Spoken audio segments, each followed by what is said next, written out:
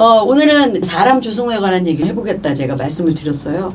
사람 조승우를 열자로 축약을 한다면? 진짜 고민 많이 했는데 그래서 열자를 못 맞출 것 같아요. 그래서 7자 내지 11자. 아마 많이들 들어보셨을 중꺽마라고 하죠. 중꺽마. 중요한 건 꺾이지 않는 마음. 네. 이렇게 하면 11자고요. 네, 꺾이지 않는 마음 하면 7자. 네. 아니면 중요한 건 꺾이지 않는 맘.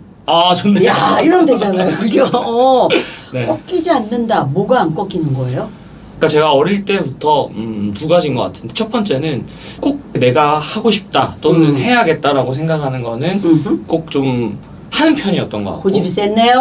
네. 그러니까 막 돈을 많이 버는 일이거나 뭐 그게 아니더라도 이제 좀 내가 옳다고 생각하고 하고 싶은 일은 꼭 해야 되는, 그러다 보니까 왜 이렇게 항상 어려운 길을 많이 가냐, 가시밭길을. 네. 네. 고등학교 때도 그랬고 뭐 대학교 때도 그랬고 뭐든지 처음부터 잘 되는 일은 없었던 것 같습니다. 그렇죠. 네. 쉽지 않죠. 네. 그러다 보니까 포기할 법한 순간이 많았는데 포기하지 않고 꺾이지 않고 3번에서 안 되면 4번 하고 5번에서 안 되면 6번 하고, 그래서 저를 많은 분들이 좀 똑똑하진 않아도 꺾이진 않는 것 같다. 네. 앞으로도 굉장히 오래 가야 되는데. 그러니까. 그럼 제가 이렇게 돌려서 여쭤볼게요. 유튜브 네. 스몰빅 클래스를 하고 계시니까 스몰빅 클래스를 운영하는 대표 조승우를 열자로 말한다면?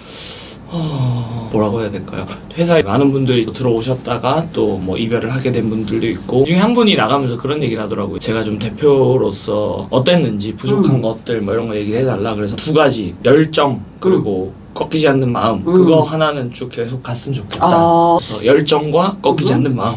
네. 역시 그걸 같이 갖고 가야 하는. 그렇죠. 본인이 목표했던 걸 가기 위해서는 생각해야 될 게 너무 많잖아요. 네. 이게 학교 다니실 때 했던 거하고 이렇게 일을 해보시면 너무 다르죠. 다르죠. 다르죠. 그래서 가끔 과거에 학교 다니던 시절로 돌아가고 싶은 데는 없으세요? 지금도 공부는 하고 싶어요. 네. 원래 처음 사업을 시작했던 계기가 네. 유학 가서 공부하려고.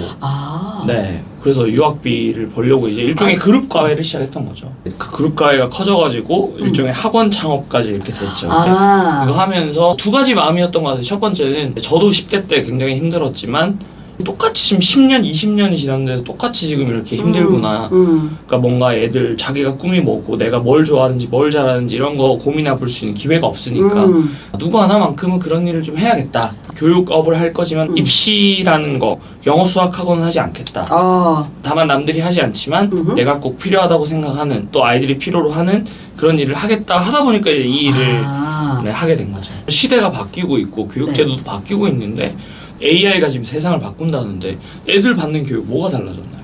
그러니까 화가 나는 거죠. 맞아요. 그러니까 제가 이 일을 하면서 깨달은 것 중에 하나는, 교육이라는 분야가 산업이라고 본다면 사람들이 리스크 테이킹을 하지 않는다. 에듀테크 스타트업 씬에도 그런 거 있었어요. 창업 교육, 기업가 정신. 근데 그런 게 별로 시장에 잘 안 먹혀요. 인간의 본성도 그러하지만 그게 더 극대화되는 게 자녀에 대한 것 같아요. 우리 애가 스티브 잡스처럼 일론 머스크처럼 떼부자가 되길 원하지 않아요, 부모님들은. 그것보다 우리 애가 뭔가 실패하지 않는 거, 리스크 테이킹을 안 하시는 거죠. 그것도 이해가 되는데, 그 10대라는 시절에 꼭 필요한 것들, 그러니까 대학을 잘 가기 위해서든 인생을 잘 가기 위해서든 중요한 본질이 있는데 놓치게 되는. 본인의 10대 시절로 한번 돌아가 보겠습니다. 공부하시는 게 즐겁다고는 하셨지만 괴로운 때도 있으셨을 거 아니에요? 당연히 10대 때는 공부가 괴롭죠. 그렇죠. 지금도 그런 꿈을 꿔요. 그 수학 시험 2주 남았는데 풀어야 되는 건 이만큼 남았는데 절반도 못 풀어가지고 어떡하지, 망했다, 이런 꿈을 지금 제가 지금도 꿔요? 33살인데 아직도 꿔요. 계속 그런 긴장을 중학교 3년, 고등학교 3년 그렇게 살아왔던 거죠. 그러니까 그거는 너무 괴로운 일이죠, 진짜. 괴로웠던 일. 그럼에도 불구하고 한일고 공주 한일고 나오셨죠? 제가 기숙사로 갈 때 맨 마지막에 내가 이렇게 나가는 모습, 내가 오늘도 진짜 힘들었지만 진짜 나는 오늘 최선을 다했다. 그러니까 정말 도망치고 싶었지만 도망치지 않았다. 끝까지 여기를 지켰어. 이런. 그렇죠. 그런 순간들은 아직도 기억에 남죠. 그게 지금도 제가 나는 열심히 성실히 하는 사람, 도망치지 않는 사람이라는 어떤 믿음의 근거가 되는 거고, 제가 다른 친구들과 조금 달랐던 10대는 꿈 덕질이라고 부르는 건데, 이제 덕질이라는 거는 내가 뭔가 하고 싶은 거를 끝까지 파고드는 거잖아요. 저는 그때 꿈이 외교관이 되고 유엔에 들어가는 거였기 때문에 학교에서 교내 동아리로 만들려고 하다가 그게 이제 인원이 없어가지고 전국 단위로 친구들을 모아서 한 3달에서 한 200명을 모아가지고 이제 유패드라는 동아리를 만들었죠. 스스로 계획해서. 그쵸. 그 당시에 싸이월드 막 파도 타고 공중전화 전화 돌려서. 그때부터 기획의 달인이셨군요. 네. 그래 동아리 만드는 게 약간 취미자 특기라고 누가 그러더라고요. 물론 이제 전국 각지에서 그렇게 힘든 10대들이 모이면 정말 재밌는 썰이 많죠. 그 안에서 연애를 하는 친구도 있고. 책 몇 권을 써야 돼. 네. 근데 어찌됐건 고등학생들끼리 모여가지고 1박 2일로 외교관도 초대를 해서 어떻게 하면 외교관이 될 수 있는지 어떻게 하면 동아시아의 평화를 이끌어낼 수 있는지 이렇게 쭉 갔단 말이죠. 네네. 정말로 계속 책을 읽고 네. 지금은 뭐 자기소개서는 써지긴 네. 했지만 제가 학생부 종합전형 1세대고 전공에 대한 열정을 되게 높게 보고 지금은 더더욱 뭐 많이 보고 전공 적합성이라고 하더라고요. 네네. 그렇게 파고 적금덕질을 했을 때 성적만큼이나 나의 가치를 보여줄 수 있는 것들이 그런 거구나라는 것이 이제 종합적으로 네. 진짜 하고 싶은 건 말려도 해요. 네. 그러니까 덕질을 했을 때 얼마나 설렜겠어요. 그렇죠. 그 마음을 이어받아서 책 내셨죠. 이번에 신간. 네. 제목이 공부와 설렘이 되는 순간입니다. 네. 이 책의 메시지를 진짜 뭘 담고 싶으셨던 거예요? 그러니까 이제 제목도 진짜 고민을 많이 했어요. 예를 들면 제목을 꺾이지 않는 마음. 그냥 하고 싶은 얘기를 하고 임팩트를 주기에는 어려웠겠죠. 그래서 이제 부득이 공부라는 키워드를 넣지 않을 수는 없었으나 결국 핵심 요점은 어떻게 하면 공부를 잘할 수 있는가 에도 그 부분 집합으로 들어가긴 하지만 결국 10대라는 아이들이 앞으로 내 인생이 어떻게 흘러가지? 난 어떤 사람이 되고 싶지? 다 고민하거든요. 그런 고민들에 대해서 그 질문들을 거치지 않으면 10대 때 모르고 지나갈 수도 있어요. 근데 그게 20대, 30대, 저도 지금 아직은 뭐 30대지만 그런 화두들 내 삶의 Y가 뭔지를 모르는 동시에 대한민국 현실이 지금 정말 희망이 없다 이런 얘기를 네, 하잖아요. 네. 그런 이유 중에 하나가 굉장히 과한 경쟁인 압박 그 안에서 각자의 사람들 주체들은 무엇을 느끼냐면 내가 쓸모 있는 사람이구나를 느끼는 게 아니라 반대로 자꾸 비교당하면서 나는 별로 쓸모가 없구나 나는 유능하지 않구나 이런 패배감을 가지고 네. 어른이 되잖아요. 네. 그러니까 그러지 않기를 바라는 것. 결국은 10대 때에 내가 작은 성공을 쌓았던 것, 작은 성취를 쌓았던 것들을 되새기고 또 그 성취를 스스로 만들어야 된다는 의식을 하면서 내가 꽤 괜찮은 사람이구나라는 생각으로 그 성적을 만드는데도 그런 것들이 중요하거든요. 내가 뭔가 하고 싶은 게 있다라는 일깨워주는 것이 이제 목적이었죠. 거기에서의 공부는 국영수사가의 성적은 아니었겠어요. 뭐 너무 잘 아시겠지만 네. 김연아 선수가 피겨스케이팅을 잘하기 위해서 하는 것도 공부고 맞아요. 손흥민 선수가 축구를 잘하기 위해서 하는 것도 공부죠. 그럼요. 이거를 막 그렇게 공부는 저게 아니라 이겁니다를 얘기하고 싶은 건 아니고 제가 부모님들을 만나면 저희 아이가 어떻게 하면 스스로 공부를 좀 할까요? 다들 바라는 네. 그것도 이해하지만 더 중요한 질문이 있어요. 중학교, 고등학교 공부는 무조건 힘들고 어려워요. 힘들고 어려운 공부에서 잘 되는 날보다 잘 안 되는 날 훨씬 더 많아요. 이건 상위권으로 올라갈수록 더더욱 그렇고요. 이제 아예 그런 일이 일어나지 않는 아이는 결국은 어느 시점부터 공부를 포기했기 때문이죠. 하는 척은 하고 있지만 사실 내가 공부를 잘할 거라는 기대, 내가 이걸 해내야 된다라는 목적 의식이 없으면 그냥 하는 척은 하지만 진짜 공부를 하고 있는 게 아니에요. 힘들고 어려운 공부에 맞닥뜨렸을 때 어떻게 하면 당장 성적이 오르는가가 중요한 게 아니라 실패하고 포기하고 싶어도 어떻게 하면 꺾이지 않고 다시 하게 만드느냐가 중학교, 고등학교 공부에서는 훨씬 더 중요한 본질이죠. 그런 것들을 정말 많은 친구들에게 전해주고 싶은 조성호 대표님 아직 미혼이십니다. 네. 그래서 장가가라고 얘기 안 하십니까? 아, 예, 합니다, 이제. 하세요? 외아들이시죠? 네. 어머님이 말씀하시는 며느리 이상형과 본인의 이상형이 다른가요? 아, 비슷합니다. 모르겠어요. 엄마랑 이제 저는 뭐 이렇게 얘기하면 너무 마마보이처럼 마마보이가 아니거든요. 그럼. 마마보이는 자기 스스로 선택과 결정을 못 한다잖아요. 네. 저는 제 모든 것은 제 스스로 선택하고 결정할 수 있어요. 진짜 하지만 안 꺾인다 했잖아요. 네. 네. 근데 공유는 해요. 엄마한테. 엄마하고. 네, 그건 그래서 착한 아들이네. 네. 예를 들면 중학교 때도 여자친구가 생기면 엄마랑 같이 빼빼로데이 같이 빼빼로 만들고 여자친구 먼저 줬겠죠, 물론. 그러니까 그거 만들어서 여자친구 줬어요. 참 짜증나거든요. 저도 같이 만들어봤는데 망안 하거든요. 그러니까 엄마 입장에서. 네. 네. 그래서 부모를 실망시키는 기술이란 책이 있어요. 오, 그래요? 미하엘 보르트라는 독일의 신부가 쓴 역설적이네. 책인데 네. 제가 20대 때 사업을 시작하고 책을 쓰고 막 이러니까 주변에 워낙 잘 나가는 친구들이 많을 거 아니에요. 네네. 막 고시도 붙고 막. 그렇지. 그래서 친구한테 어느 날 얘기를 했어요. 내가 나만의 길을 가면 부모님도 실망할 것 같고 왜냐면 부모님도 사람이니까. 그렇지. 사회적인 타이틀이 있는 직업. 그렇죠. 네. 저에게 약간 늘 인사이트를 주는 중학교 때 친구인데 네. 야, 때로는 부모를 실망시킬 수도 있어야 해 라고 얘기를 하더라고요. 오. 그게 주체적인 인생을 사는 거야. 당연히 부모의 기대와 나의 기대는 늘 같을 수만은 없잖아요. 이 기대를 내가 충족시키지 않는다는 건 누군가를 실망시키는 거지만 그게 나의 선택과 결정에 따르는 무게인 거잖아요. 그래서 근데 이제 제가 만났던 친구 중에 나는 내가 부모를 실망시키지 않고 부모를 행복하게 만드는 것이 내 인생에 있어서 가장 중요해 라고 얘기하는 친구가 있었어요. 아, 여자친구가? 네.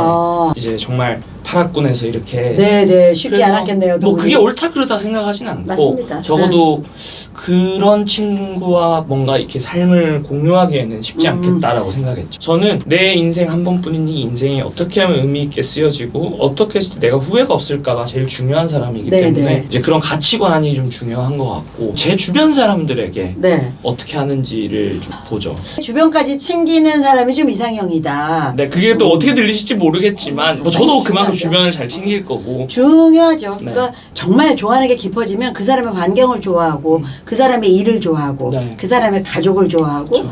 결혼은 두 세상이 합해진다는 걸 살아볼수록 느끼거든요. 결혼해서 이제 자녀를 얻으시게 되면 굉장히 다른 세상이 보이실 겁니다. 정말 많은 분들을 만나시니까 지금 공부 엄청 하셨겠어요, 일하시면서. 그렇죠. 그래서 더 어려워요. 아는 게 많을수록 보는 게 많을수록 더 솔직하시네요. 어려워요. 네. 그래서 잘 모르겠어요, 솔직히 말해서. 근데 그런 건 있죠. 아빠가 된다면 이제 엄마는 아니고 아빠가 될 거잖아요.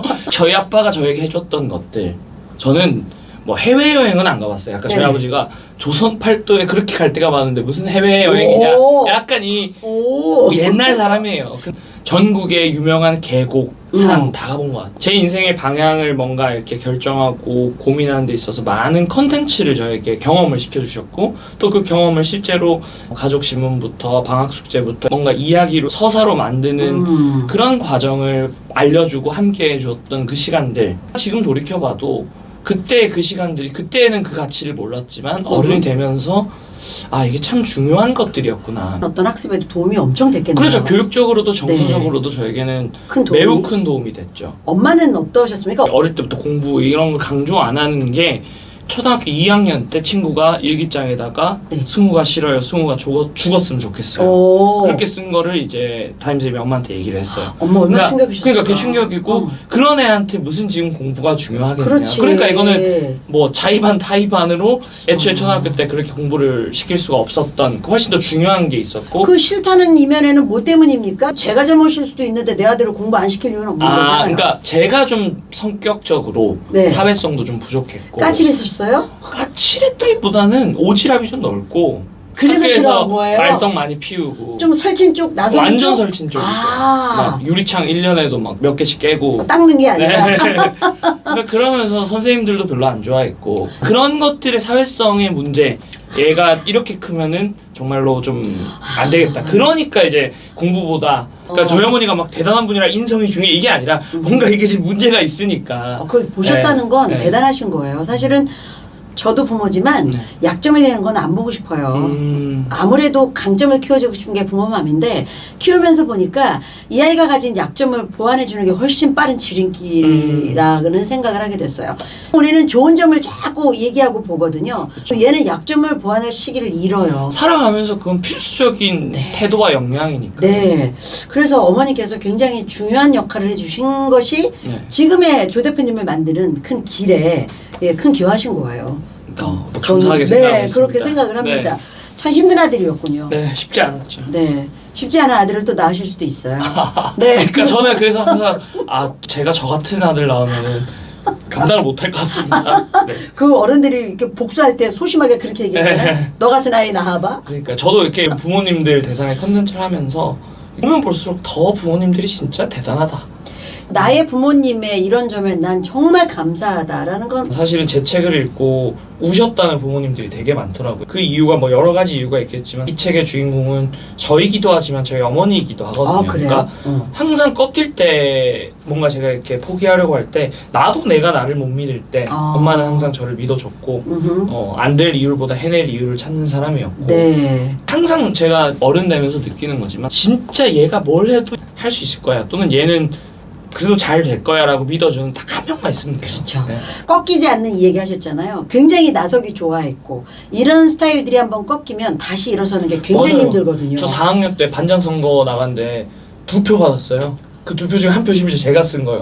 난리 났겠네요. 꺾일 법했죠. 다시는 반장 선거 안 나간다 했는데 엄마가 그렇죠. 드디어 2명의 친구들이 너를 인정해주기 그렇죠. 시작했어. 그렇게 가는 게 네. 진짜 힘들어요. 응원을 해줘야 되는데 진실을 알겠고 다 응원이 안 되는 경우도 있거든요. 네.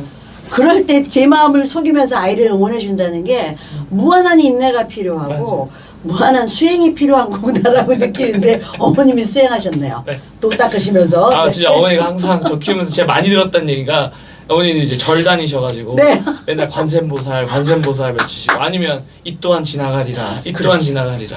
지금 영상 보시는 분들 굉장히 중요한 걸 깨달으시는 거예요. 그 이 또한 지나가리라 이렇게 몇 글자 안에 무건수행하셨던 어머님의 인내심이 정말 한 아이를 키운다는 건 한 세상이 온다라고 키울수록 느껴요. 제가 살았던 세상이 아니고 듣도 보도 못한 세상이 오는데요. 그 폭풍우와 같은 그 시절을 흔들리지 않고 보낸다는 건 정말 너무 어렵습니다.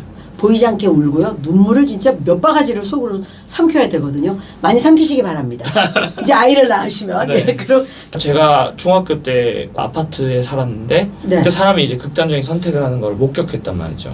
현장을 봐서요? 네. 그래서 그게 이제 제가 고등학교 때 우울증 겪게 된 트라우마가 이유 중에 올라오겠다. 하나였는데 근데 그걸 쭉 거치면서 확실한 걸 깨달았어요. 뭔데요? 인생의 진리를. 어. 우리 모두는 죽는다. 시한부 생명이에요. 예. 사실 오늘도 오면서 제가 인스타에 제가 한 3년 정도 서로 팔로우했던 분이 있는데 항암 치료를 오래 하셨고 그거를 또 인스타에서 항상 그 과정을 하셨는데 조금 전에 제가 오면서 봤는데 네. 오늘 돌아가셨더라고요. 아이고야. 많은 생각을 하게 되죠. 중학교 때 저는 딱 그때 느꼈어요. 인생은 딱 한 번뿐이고 정말로 중요하지 않은 것들에 인생을 쓰지 말자. 그래서 지금 하는 이 일은 결국 한 명 한 명의 인생이 너무 소중한데 그걸 위해서 제 인생이 쓰여진다면 이게 가치 있겠다라고 생각하고 있고 적어도 지금 하고 있는 이 일을 5년 정도는 더 매진을 해봐야겠다. 결과가 좋지 않더라도 내가 적어도 그까지는 한번 가봐야겠다. 지금 우리나라에 진짜 똑똑한 애들이 의대에 가는 애들도 있지만 금융권, 스타트업 중에도 벤처 캐피탈이 있어요. 근데 미국 같은 데 보면 하버드나 예일 나와서 주로 많이 가는 데 중에 하나가 뭐냐면 싱크탱크로 갑니다.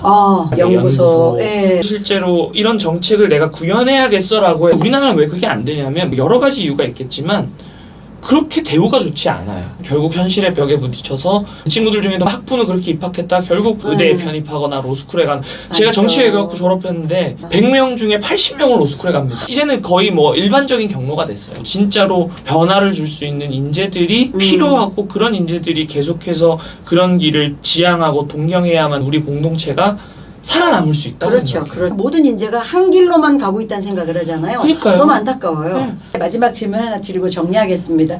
부모님을 생각하면 가장 아름답게 떠오르는 그런 장면이 좀 떠오르는 게 있으십니까? 고1 때 수학 30점 받고 우울증 걸려서 이제 자퇴를 하겠다고 집에 갔을 때 그때 이제 엄마가 맨날 아침에 출근하면서 밥상에다가 편지를 이렇게 써놓고 나가면서 얼마든지 난 널 기다릴 수 있다. 엄마니까 할 수 있는 얘기예요. 그게 참 오래 기억에 남죠. 반줄 좀 하시죠. 감사하다고. 네, 우리 임혜경 여사님 감사하고요.